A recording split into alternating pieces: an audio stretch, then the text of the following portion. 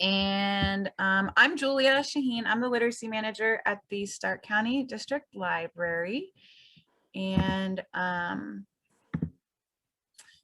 I am also the chairperson for the One Book, One Community programming. So it is one of my responsibilities to help choose the book that we are going to read as a community for our one book selection.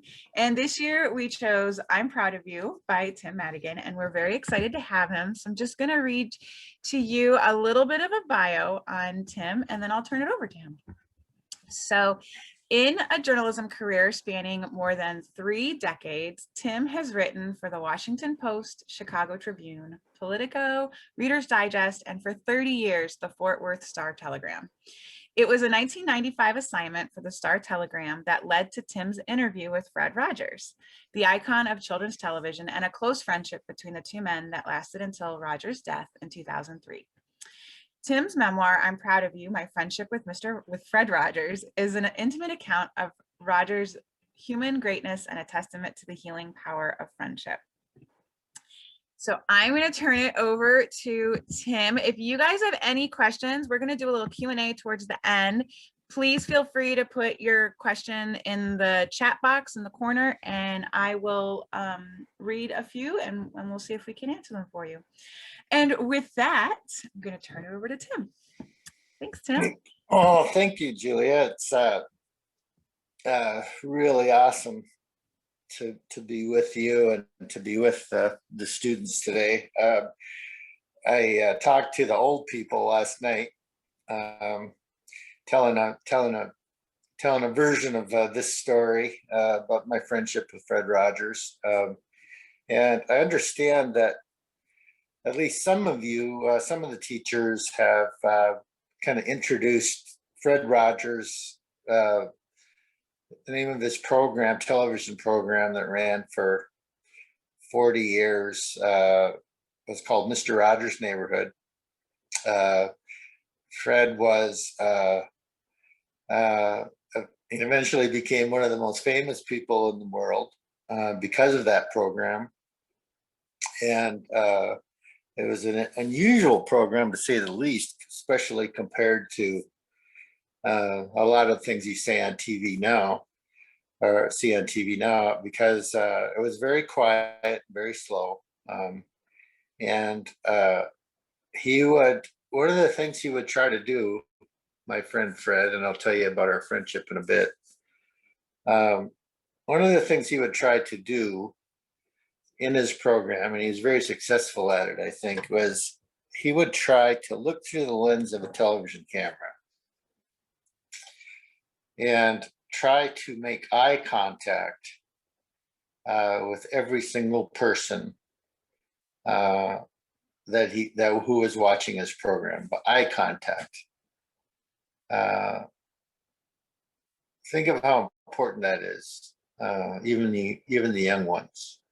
How much you can tell about what's going on by when you look into the eyes of another person. There's something about, you can listen with your eyes. There's something about what the eyes say that tells you whether or not a person is really listening to you. And those of us who are older have come to appreciate that, I suppose. But it doesn't matter how old you are. This is really important. So anyway, what Fred tried to do was he tried to look through the lens of a television camera and make eye contact with every single person watching his program individually.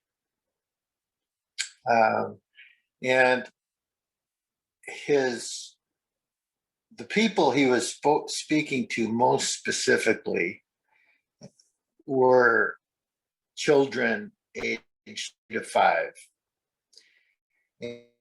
And but really what he said and what his program was about was for people of all ages. But his message to those little kids and to big kids like me, his message was, sometimes it can be really hard to be 3 years old. Sometimes it can be very hard to be 4 or 5 or 63, as is the case with me. but the message was is that, and he told it in various ways, but the overarching message was, I know it can be hard to be 3 years old or 4 or 5. Sometimes life is confusing. Sometimes life is frightening. Sometimes life is unfair. Sometimes we're sad. Sometimes we're afraid. Sometimes we're lonely. But for the next 30 minutes on television, there is going to be one adult who's going to be here for you and for you alone. And whatever it is that's going on in your life, we're going to try to get through it together. And I think that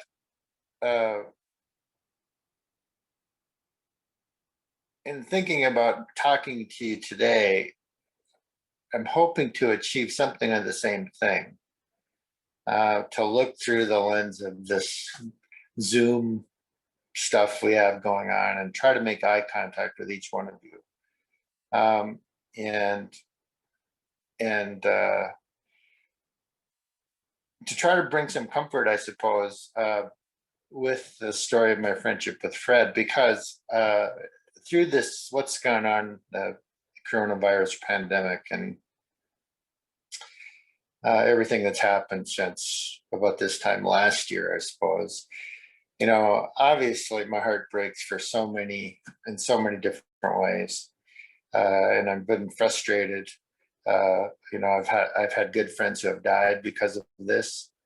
And I've been frustrated myself by all the things that I could not do in my usual life.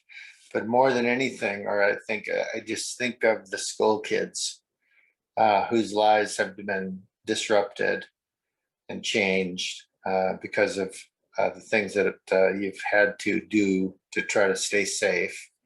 And, I know that's how hard it's been.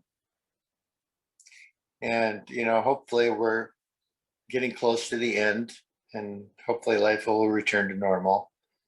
So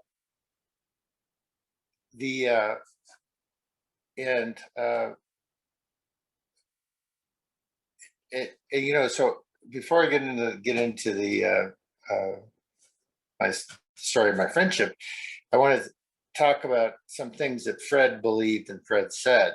One of them being, there's no should or should not when it comes to feelings. We don't really know where they come from, and a lot of times we don't know why, they just are. And the best we can do is to feel them and then share them with other people who we can trust. Let me ask you a question. How many of you, young or old, feel like that when you're angry, that makes you a bad person? Or if you're sad, that makes you a weak person? Or if you're lonely, that makes you a weak person? I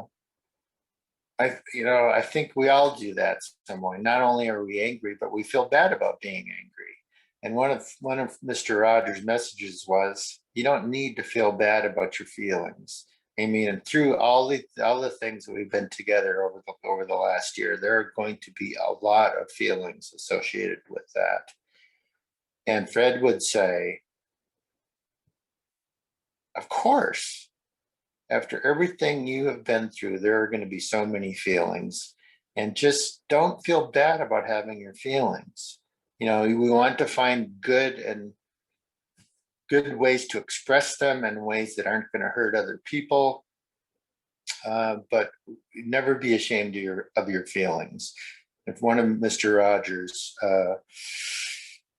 he wrote a bunch of songs for his program, and one of them was, what do you do with the mad you feel when you feel so mad you could bite?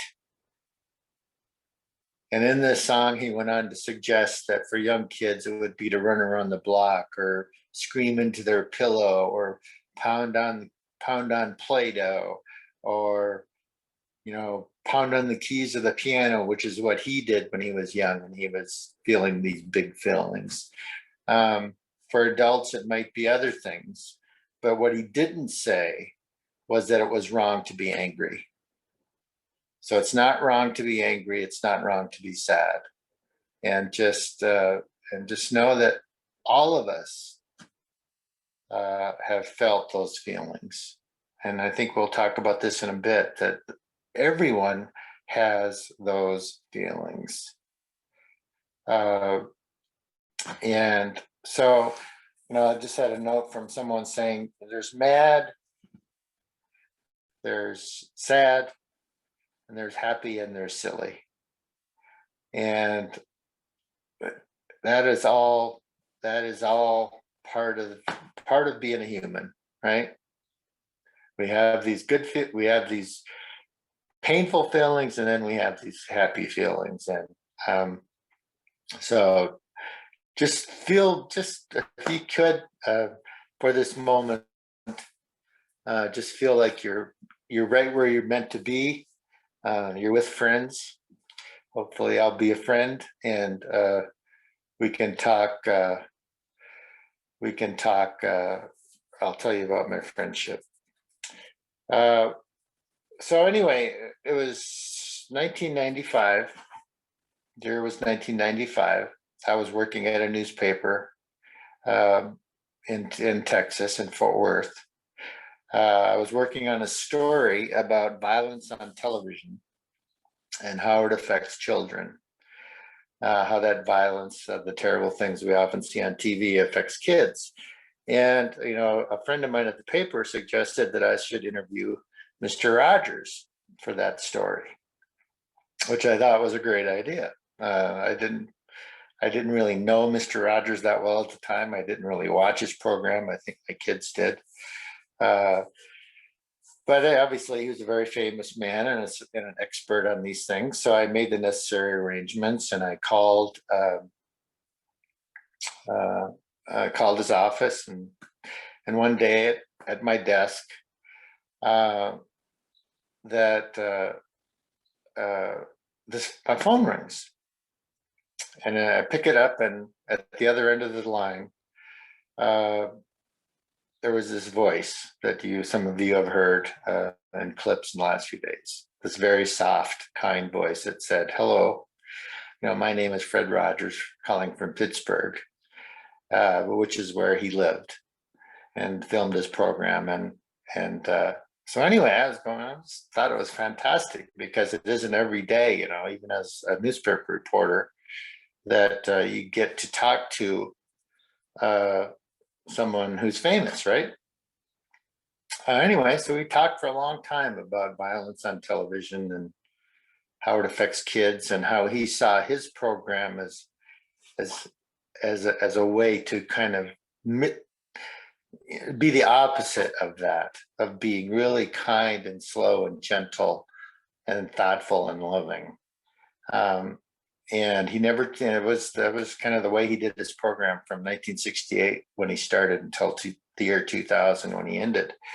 But the thing about it, one of the things I most remember about that conversation, and we talked for a long time, maybe an hour, which is a long time to be talking to a famous person. But late in the conversation, he said to me, or he asked me this question, "Tim," and I don't really know how it came up, but he said, "Tim, do you know what the most important thing in my life is to me right now?" And I kind of scratched my head and I said, "Well, Mr. Rogers, we just met. How could I possibly know what the most important thing to you is?" And he said, his reply was, "Speaking with Mr. Tim Madigan on the telephone." Now think about that. The most important thing in his life at that moment was speaking to me. It wasn't his wife. It wasn't his children. It wasn't his work. It was me. And here's why that was.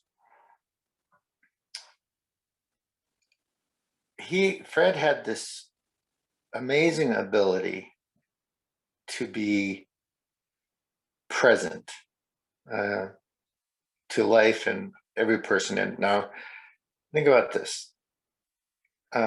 Most people, myself included, when they're talking to another person, a lot of times you're kind of listening, but part of your mind is someplace else. You're kind of preoccupied with the worries you might have, or you might even be preoccupied with thinking, okay, I'm talking to this person, and now your mind is going, you have your own agenda. Your mind is going, okay, what can I say to respond to this person that's going to make me look good, right? Well, Fred was never like that. Fred was completely present, and all that distraction, all that preoccupation was just never there for him. All he was interested in at the moment he was talking to you was you. And that is why he could say to me on the telephone that day that the most important person in his life at that moment was me. And that practice of presence, I think, was at the foundation, was at the heart of his human greatness. And I think a lot of people agree that Fred Rogers is one of the greatest human beings ever to walk the planet. So just to be truly listening to when you're with another person, try to quiet your mind and just make eye contact with them and truly listen. That's a great skill. It's not easy, but it's a really important skill. So anyway, that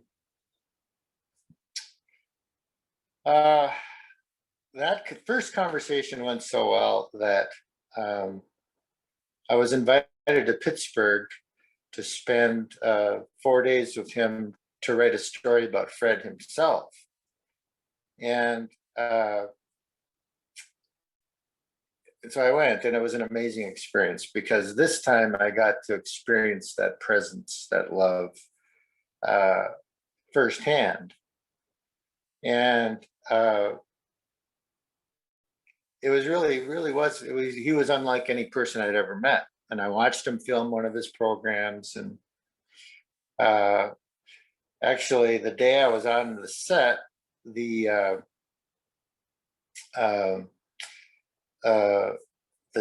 crew, they were late getting started because a little boy on the set had a serious disease, and one of his wishes was to meet Mr. Rogers. So this little boy and his parents came on the set, and Fred sat down with them in his sweater and everything, and spent a lot of time with him, and put him in a wagon and pulled him around the set. And then he brought his family up onto the Mr. Rogers neighborhood living room, and they sat there for a while until finally the director said, "Fred, I'm sorry, we have to go." And so Fred apologized, and the mother got up and hugged him, and she was crying and said, "Thank you so much for doing this." And Fred said, "No, thank you." But Fred was present to them, even though he had all this work to do. So anyway, so I watched him film a program, and I had several interviews with him, and I was getting ready, and I thought I was done with my work on a Saturday morning, and I was going to fly back to Texas the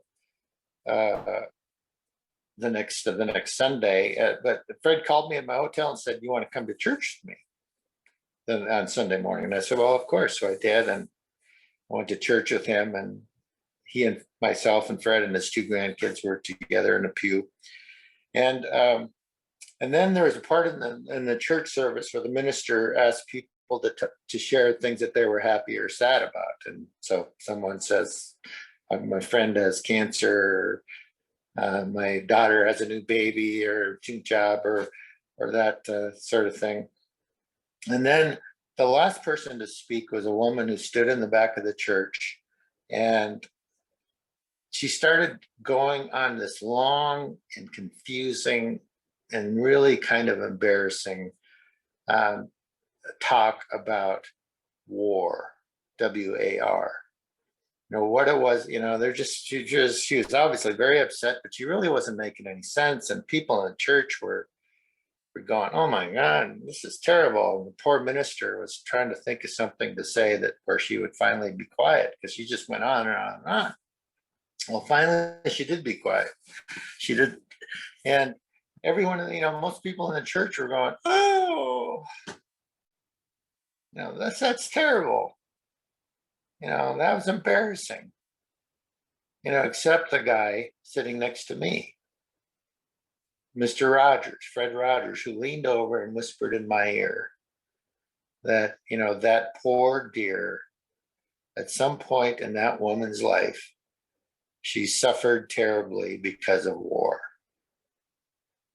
And then at the end of the service, when this woman was standing by herself, Fred went up to her and gave her a big hug, and then spent many minutes listening to whatever it was about war that had caused her such pain, whether it made sense or not, because Mr. Rogers, it made sense to her. That's all that mattered. And that to me, is an example of what human greatness, I think, really looks like. It's very hard to do, but very rare in practice. That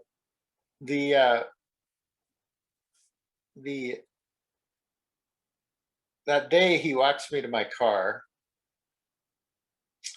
and gives me a hug before I fly back to Texas, and tells me he's glad to be my friend, which is very cool. And so I thought, well, Mr. Rogers wants to be friends. I think I'm going to try that out. So I started to write to him. I went home to Texas, and he's in Pittsburgh, so I started to write to him, and I started sending him newspaper stories I was proud of, and all that sort of thing. But after about 6 months of this back and forth, I knew I had to write him a very different kind of letter. And here's why. Because on the wall of his office in Pittsburgh, there was a quote from a book called The Little Prince, and the quote was, "What is essential is invisible to the eye." What is essential is invisible to the eye. And by that I mean, what is most important about us you can't see, right? What's in our heart, what's in our heads, what's in our souls, we can't see those things. What is essential is invisible to the eye. So Fred wanted to know those things about you with all of his friends. He wanted to know about the things that you really didn't feel safe sharing with another person.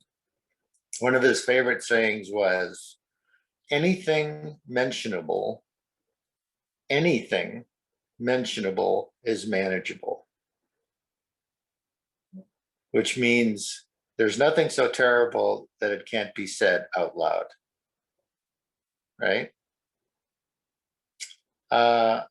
And he and another writer friend of his had this thought that, you remember these feelings that we talked about earlier, happy, sad, angry, lonely. I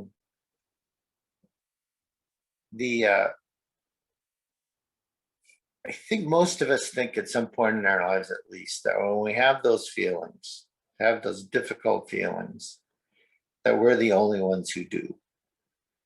Because one of the things we do as people is we compare the way we're feeling on the inside with the way other people look on the outside.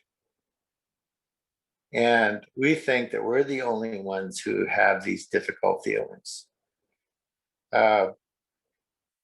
And But Fred would say, that's just not true. Because one of the things we have in common with all people is that everyone has those feelings. Everyone has those feelings. And so A, try to accept that, and B, try to be a friend to yourself and not judge yourself for having those feelings, and then share them with people. And so Fred wanted to be that person that you shared those things with. And so after 6 months, I figured I better share mine. I wrote him another kind of letter, a very different kind of letter this time, and in which I said, "Dear Fred, I'm really glad to be friends, but if we're going to be friends, I think you need to be the first to agree, or I think you would be the first to agree that you need to know the truth of my life." And so here it is. So I told him in this letter that I've been feeling very, very sad for a long time, feeling depressed. And I just felt really bad about myself. And even though on the outside, I was doing good things at work and my family's doing okay, on the inside, I just really wasn't feeling very good about myself. And in this, I told Fred this, and I said, "Fred, a big part of this is that all of my life, I've been trying to get my father to be proud of me. And I try and I try and I try, and for whatever reason, I've never really felt like I've succeeded." Now, it turns out later that he was proud of me. He just didn't know how to express it. But at that time I wrote that letter, I said that to Fred, and I said, I've been trying all my life to get my dad to be proud of me. Never really felt like I felt that way. So I said in this letter to Fred, I said, I have a question to ask you, Fred. Would you be proud of me? And for whatever reason, I folded it up, put it in an envelope, licked the stamp, and mailed it away. And crazy thing to do. Would you agree? But a few days later, I had his reply. The answer to, "Dear Tim, the answer to your question is yes, a resounding yes. I am proud of you. I have been proud of you, or I will be proud of you. I have been proud of you since first we met." And he said, "I'm deeply touched that you would care to share so much of yourself with me, and look forward to hearing all that you would care to share in the future." And he really meant that. He never said anything he didn't mean. And just think about this for a second. This isn't part of his reply, of course, but think about this for a second. When you take a chance with someone you can trust and tell them how you really feel, not only are you going to feel better, feel less alone, but you are paying that other person a huge compliment, which is to say, I trust you enough to show you who I really am. I think we would probably agree that you can't do that with everybody. You have to kind of make decisions about what people in your lives you can trust, but everyone has them, I believe. Everyone has a Mr. Rogers that they can share those kinds of things with. So one of the things maybe you should do is think about who they are in your life.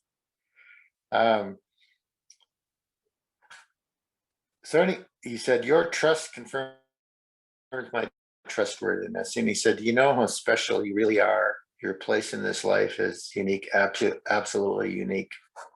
And he said, "There's nothing you could tell me that could change my yes for you." Think about that. There's nothing I could do that would change my yes for you. And I thought, wow, that's something. There has to be something, right?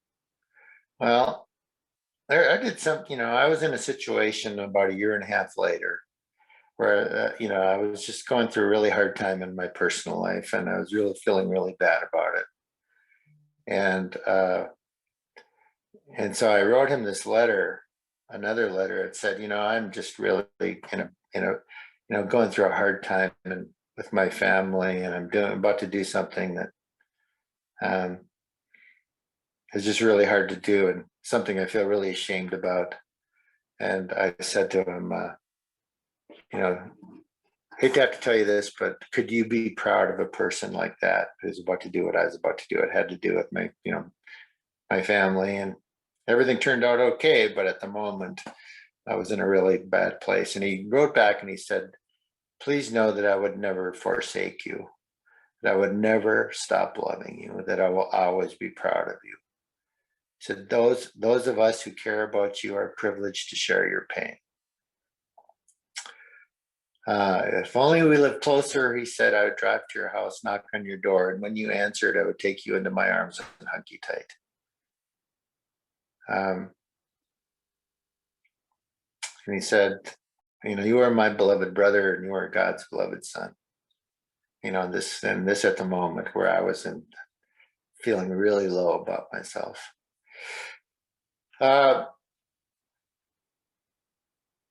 Today, not only because of Mr. Rogers, but other Mr. Rogers like people in my life, and just having learned a few things by being alive for 63 years.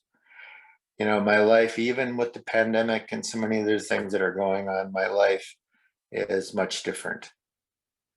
I'm much happier. I'm much more at peace.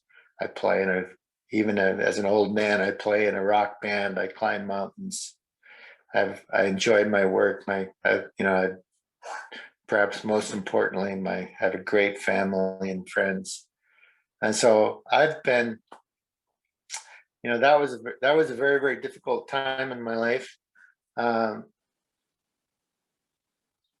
it gets better, especially if you can stop blaming yourself for your feelings, and if you can learn to kind of open up about them and to accept yourself and share your true insights with other people. Gradually, it doesn't happen overnight, but gradually it gets better, and I'm living proof that life is, still have hard days, but when they come, and then they go, right?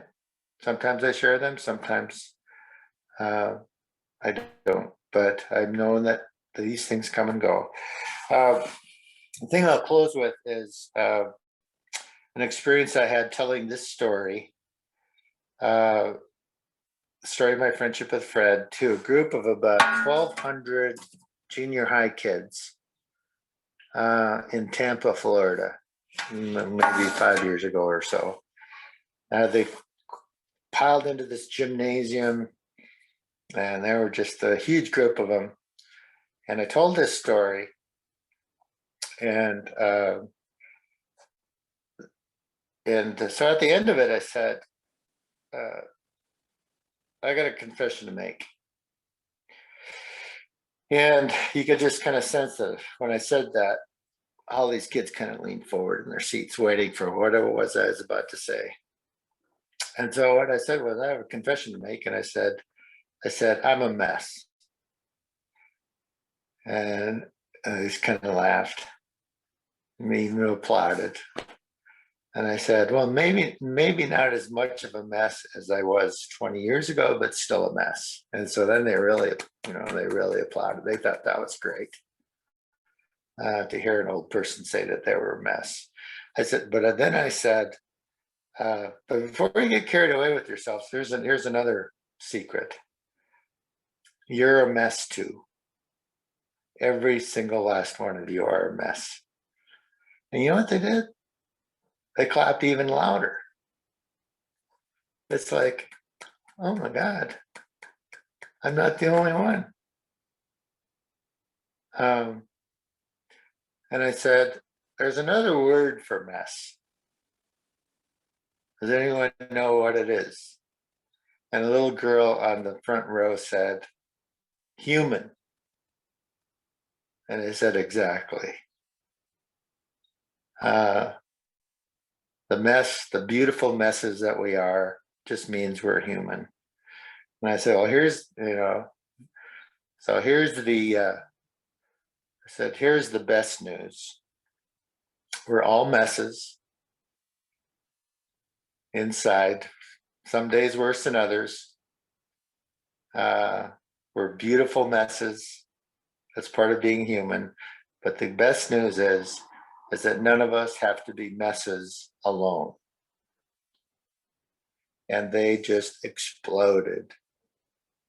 They took the roof off the ceiling of this gymnasium. It's a moment I'll never forget. So just remember that, especially in this hard time, and we've been through so many challenges. We're all messes, beautiful messes, up, down, in between, angry, sad, silly, joyful. We dance and we cry. That's just the way it is. And, but we don't have to be messes alone, because we all feel those feelings in there. Every one of you has a Mr. Rogers in their lives, for whom you could go up to and say, I'm sad today, or I'm afraid today, or go up to them and say, I'm happy today. So thank you for listening. It's great to be with you. It's an honor to be with you. I know Fred Rogers himself would have been so pleased that you took the time to share this time with me and learn a little bit more about him and a little bit more about what it means to be a human being. So God bless you all. And if you have any questions, I'll be glad to try to answer them. Okay, if anybody has any questions, please feel free to post them in the chat box and I will read them off.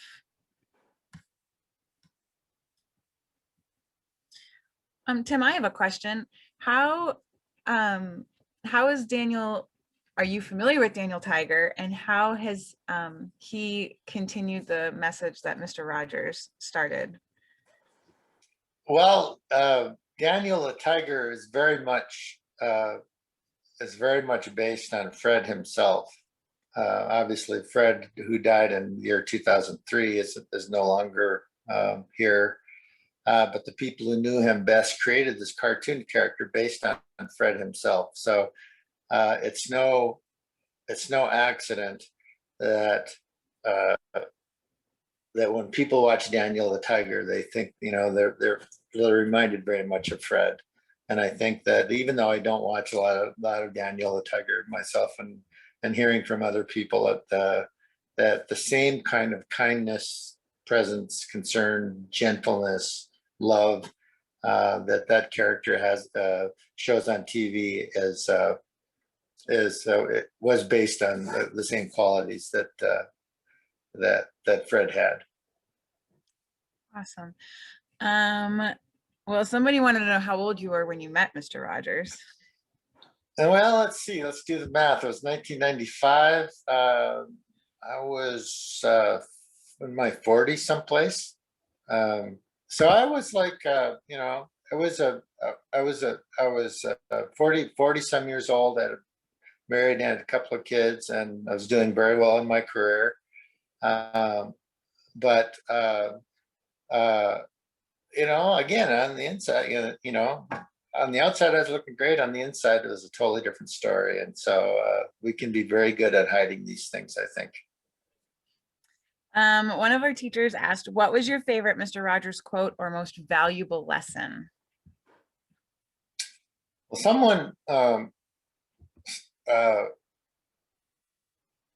someone said, let's see if I can, we talked about this a bit last night. And one of the quotes one of his most important quotes is the one that I talked about earlier, which said, there's no should or should not when it comes to feelings. They just, they're where they come from, we don't really know. The best we can do is just to feel them and express them in healthy ways. I think that's super important. Another one is, it's much easier to love someone if you know their story. And I think that if you think about that for a second, we tend to view people that we meet or people in our lives, uh, in a rather superficial way. And one of the things that I've learned from Fred is that uh, everyone has a story. Everyone has things that have happened to them in their lives that have caused them to feel or act in the way they're acting today. And when you understand that story, you understand them. And perhaps even when they're behaving in ways that are hurtful, rather than be angry or judgmental about it, you can have some compassion. And I think that it's been much easier to do that in my own life. Uh, uh, After having had this experience, and in my book, I write about more things about my dad that really kind of illustrate that. And so, and then there are a lot of other things in the book that I think that are useful for those of you who want to know more about Fred.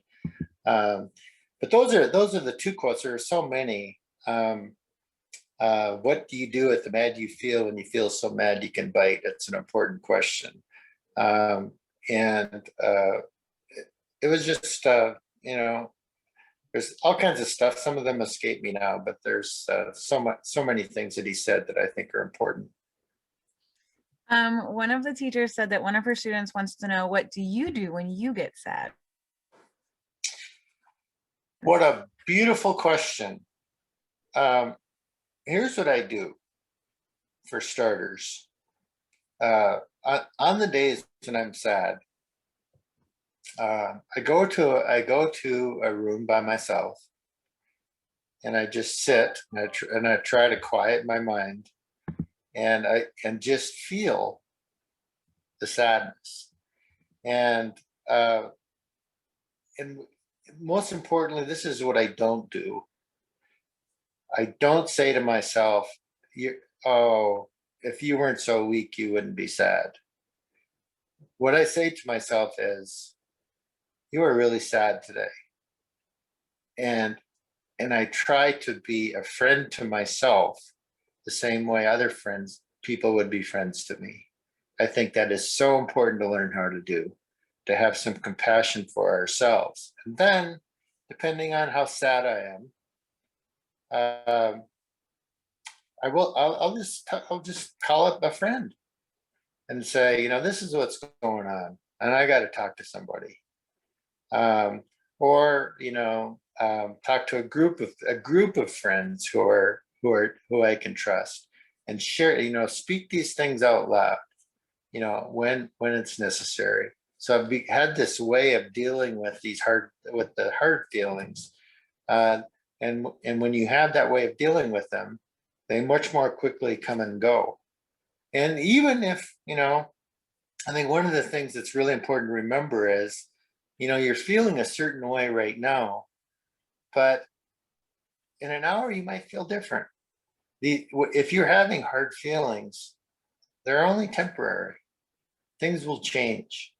But when you're in the middle of these hard feelings, it can sometimes feel like they're going to go on forever. And that's just kind of your mind playing tricks on you. That's just not true. That is a great answer. She also asked, how are you feeling today?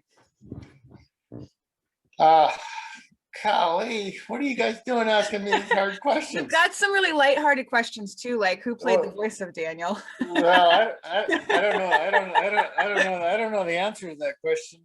But I got to tell you, interested. Jesus, you kids are killing me. The last night when I was talking to the older people, I was really glad to be able to do that because I was feeling really sad.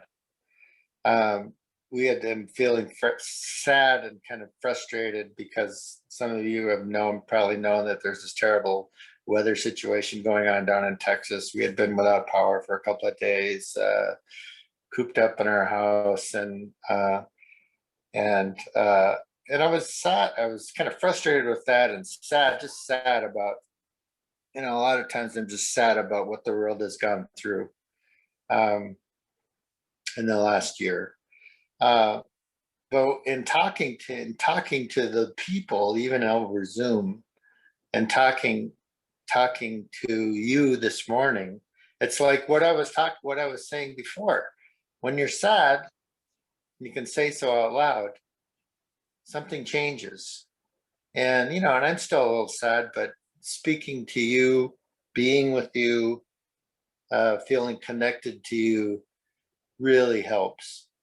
And so perhaps more so than sad now, what I feel now is happy and grateful that I have this opportunity to be with a bunch of special people up in Ohio. Thank you. Let's see. Oh, one of the teachers said that her students have been opening up to her during the Zoom because of what they've heard you talk about. So thank you for that. And let's see here. Trying to find any questions that are a lot about how long were you and Mr. Rogers friends?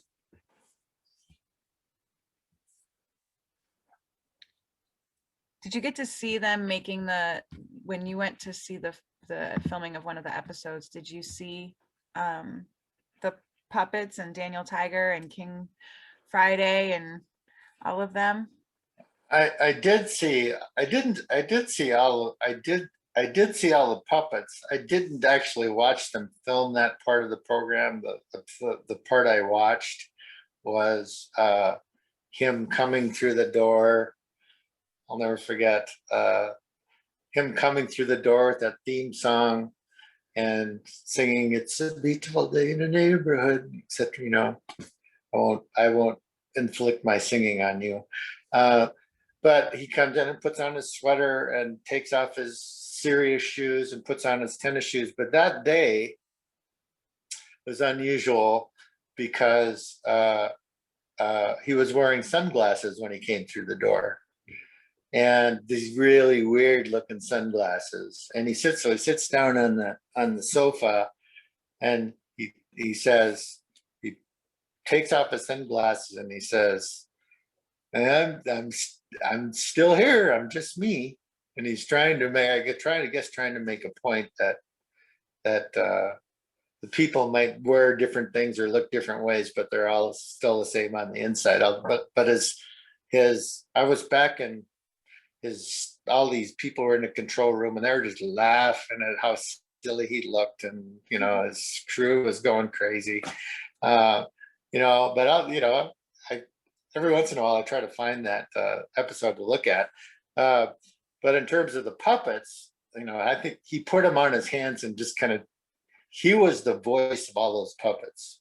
I don't know if you know that, but so whether it was King Friday or Lady Elaine, he was the voice. So he put on these puppets. He would talk in the puppet's voice. You know, this is really kind of interesting to say the least. So I did see the puppets, just not actually being filmed. Okay. I think we'll take one more question, and one of the students wants to know if you eat comfort food, because they do when they're sad or need comforted. Shapers, crepers. The answer to the question, of course, is yes. And pizza and chocolate ice cream are my go-to comfort foods, and I try to not overdo it with my comfort foods, but sometimes I fail, and you know, yes. I mean, I think that's one of the parts of being human is we've all got our things that we go to, like pizza and vanilla ice cream with chocolate on it that we go to that help ourselves make ourselves feel better, at least for a little bit. And you know, it's probably not the best thing to do, but what are you gonna do, right? Well, Tim, I'm gonna turn my video back on. Tim, thank you so much for being with us this week and the last couple of days. Thank you for sharing your story and sharing Mr. Rogers' messages with the students today. Students and teachers, I hope you guys had a really good time today and really enjoyed the talk. please check out our website, starklibrary.org/bekind, because we have some other kindness activities going on and programming. In fact, we have a kindness story time coming up on Facebook at 11 o'clock. So where we'll do a story kind of about one of the messages that you talked about, Tim, about what would you want others to do? How would you want others to respond to you? And you want to do the same thing for them. So anyway, I just want to thank you for being with us, and you know, teachers and students, thank you guys for giving up part of your morning to be with us. And I hope everybody has a really great rest of your day. Tim, is there anything else you wanted to end with? No, I just, it's really I just feel fortunate to have had, to have known Mr. Rogers the way I did, and then to have the opportunity to share about that friendship and about what he stood for with people. And today, last night and today were just very, very special to me. And it's kind of like, it's different not being able to do it in person. But we've kind of gotten used to this now, haven't we? A little bit. And but I can feel the connection that we have, even as strange as this is. So just remember that I'll always remember this time, and I'll be thinking of you guys in the days ahead. Thanks, Tim. Thanks, everybody. We'll talk to everyone later.